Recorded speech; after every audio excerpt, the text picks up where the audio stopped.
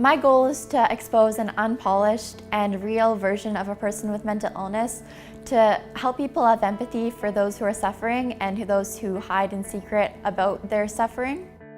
When I was 7 years old, I was diagnosed with OCD, Tourette's, and anxiety. A 7-year-old obviously doesn't have the education to understand what is happening with their brain, and oftentimes they don't have the language either. I didn't tell any staff or teachers at my high school about my mental illness because it didn't interfere with my life in school. I got a concussion from playing basketball. It was my 4th concussion. I was away from school for a total of 4 months, and I'd received comments from teachers, and they'd say, I wish I had headaches every day so I had an excuse to stay home from school. I just remember thinking, well, if someone could just educate the educators, then maybe we could have more progress in this reduction of stigma.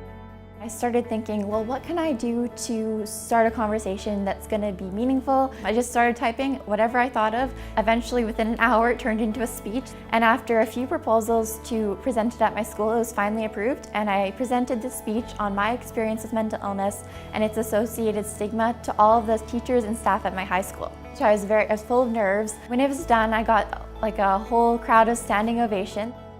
The most influential teacher in my life, she came out of the room with me and hugged me and said some very nice things, and I was sort of frozen and in time, and I was awestruck.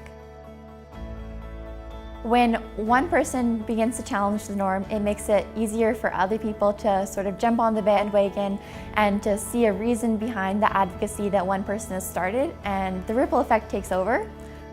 I think it's important to have the conversation, but also to recognize that mental health should be talked about in schools and even in public and in families just as much as we talk about fitness and nutrition. I think the big term to look at here is mental health literacy, which means that people of any age have the tools they need to recognize and to understand their own mental health and to see if something's changing that's negative.